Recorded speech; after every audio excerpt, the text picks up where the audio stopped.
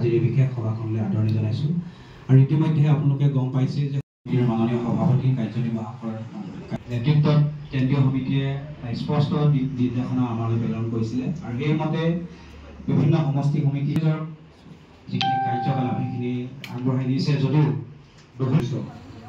প্ৰতিটো পঞ্চায়তে নাই। তাৰ বিপৰীতে ৱাৰ্ড মেম্বাৰ পদৰ কাৰণে নিৰ্বাচন হ'ব হৈ যিদৰে আমি হোৱাব লাগিছিল।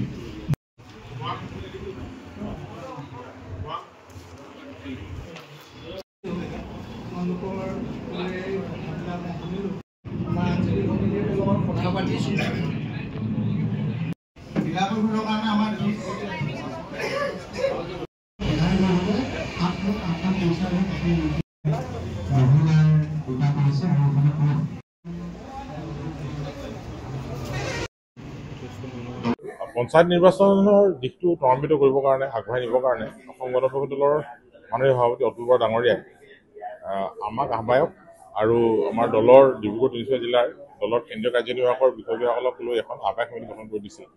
সেই অনুসৰি আজি অসম গণ পৰিষদ দলৰ চাবুৱা লাহোৱাল সমষ্টি সমিতিৰ কাৰ্যালয়ত ডিব্ৰুগড় তিনিচুকীয়া জিলাৰ 12টা বিধানসভা সমষ্টিৰ আমাৰ দলৰ সমষ্টি সমিতিৰ সভাপতি সম্পাদক বিষয়ববীয়াসকল, জিলা সমিতিৰ সভাপতি সম্পাদকৰ বিষয়ববীয়াসকলৰ উপস্থিতিত লগতে ভাতৃভগ্নী সংগঠনৰ জিলা সমিতিৰ সভাপতি সম্পাদকৰ উপস্থিতিত এখন বিশেষ আলোচনা সভা অনুষ্ঠিত হয়।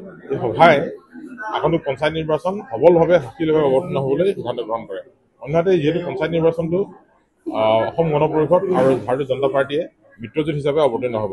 ইতিমধ্যে আমাৰ মিত্ৰতা আছে।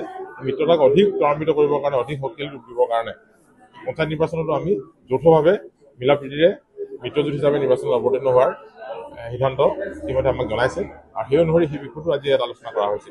গতিকে আমি অসম গণ পৰিষদে কোনসমূহ সমষ্টিত প্ৰতিনিধিত্ব কৰিব পৰাকৈ সক্ষম, কোনসমূহ সমষ্টিত প্ৰতিনিধিত্ব কৰিবলৈ আগ্ৰহী সেই সম্পৰ্কত আজি আলোচনা কৰা হয়। আৰু আমাৰ যিসমূহ পঞ্চায়তত আমাৰ আঞ্চলিক পঞ্চায়তৰ সদস্য পদত প্ৰতিনিধিত্ব কৰিব, জিলা পৰিষদৰ কোন সমষ্টিত প্ৰতিনিধিত্ব কৰিব সেই বিষয়ে আজি ইয়াত আলোচনা কৰা হয়। আৰু সভাই অহা 25 তাৰিখৰ ভিতৰত পঞ্চায়ত নিৰ্বাচন অৱতীৰ্ণ হ'ব খোজা সকলো প্ৰাৰ্থীৰ নাম তালিকা চূড়ান্ত কৰিবৰ কাৰণে আজি সভাত সিদ্ধান্ত গ্ৰহণ কৰা হয়। অসমৰ মাননীয় মুখ্যমন্ত্ৰী ডক্টৰ হিমন্ত বিশ্ব শৰ্মা ডাঙৰীয়াই এখন বিশেষ সভাত অসম গণ পৰিষদ, ভাৰতীয় জনতা পাৰ্টীৰ আৰু ইউপিপিএলৰ বিধায়কসকলৰ এখন সভাত ঘোষণা কৰিছে যে আগন্তুক পঞ্চায়ত নিৰ্বাচন অসম গণ পৰিষদ আৰু ভাৰতীয় জনতা পাৰ্টীয়ে NDA হিচাপে অৱতীৰ্ণ হ'ব। AGP BJP বুলি কথাত নহয়, NDA হিচাপে অৱতীৰ্ণ হ'ব আৰু আমি মিত্ৰজোঁটৰ হিচাপে আগবাঢ়িম। গতিকে আমি চাবুৱা লাহোৱাল সমষ্টিত আমি 50-50, আমাৰ য'ত দুজন আমি বিধায়ক আছো, চাবুৱা লাহোৱাল সমষ্টিত 50-50। মাকুম সমষ্টিত আমাৰ কোনো বিধায়ক নাই, কিন্তু এটা গৰিষ্ঠ অঞ্চল চাবুৱা বিধানসভা সমষ্টিৰ পৰা যোৱা, গতিকে আমাৰ তাত যথেষ্ট সাংগঠনিক শক্তি, যথেষ্ট শক্তিশালী, গতিকে তাতো 50-50। আৰু অন্যহাতে অন্য সমষ্টিসমূহত আমি ন্যূনতম 2টাৰ পৰা 1টা জিলা পৰিষদ সমষ্টিবিলাকত আৰু অন্যহাতে য'ত পঞ্চায়তবিলাকত 60-40, 40% অসম গণ পৰিষদে আৰু 60% ভাৰতীয় জনতা প্ৰাৰ্থী অৱতীৰ্ণ হ'ব পৰাকৈ আমি আমাৰ প্ৰাৰ্থী তালিকা, আমি আমাৰ সাংগঠনিক কামখিনি আগবঢ়াই নিবৰ কাৰণে আজি সভাত সিদ্ধান্ত গ্ৰহণ কৰা হৈছে। চাবুৱাত আমাৰ যিখন বিশ্ব স্বাস্থ্য কেন্দ্ৰ আছে, ৱৰ্ল্ড হেল্থ চেণ্টাৰ, কিন্তু এতিয়া ৰুৰেল হেল্থ ট্ৰেইনিং চেণ্টাৰ বুলি কোৱা হয়, এইখন WHO প্ৰতিষ্ঠা কৰিছিল। সেই সময়ত যি উদ্দেশ্যৰে প্ৰতিষ্ঠা কৰিছিল সেই উদ্দেশ্যসমূহ বৰ্তমান সময়ত কাৰ্যকৰী হৈ আছে নে নাই, এই গোটেই কথাখিনি মই বিধানসভাত জানিব বিচাৰিছিলোঁ। আৰু সেইখিনি কাৰ্যকৰী ৰূপ দিবৰ কাৰণে চৰকাৰে কি ব্যৱস্থা গ্ৰহণ কৰে সেইখিনি কথা আমি জানিব বিচাৰিছিলোঁ। মাননীয় মন্ত্ৰী মহোদয়ে আমাক উত্তৰ দিছে আৰু পূৰ্বতে যিখিনি কাম ইয়াত কৰা হৈছিল তাৰ আধাতকৈ বেছি কাম এতিয়া হৈ থকা নাই। আমি সেইখিনি কাম যাতে যিখিনি আঁচনি ইয়াত কাৰ্যকৰী হৈছিল সেইখিনি যাতে কৰা হয়, সেইখিনি কথাৰ ওপৰত আমি গুৰুত্ব দিছোঁ।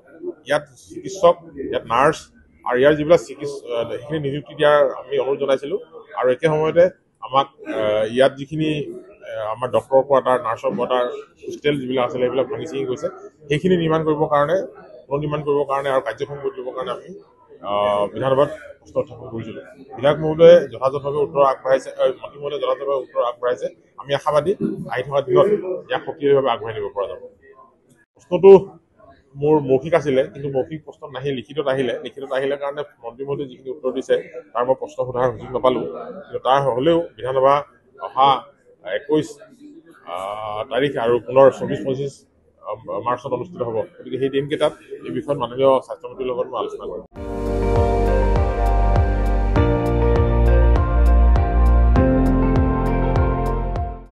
আপুনি চাই আছে ND24 সৰ্বশ্ৰেষ্ঠ নহয় সৰ্বোত্তমৰ দৌৰত।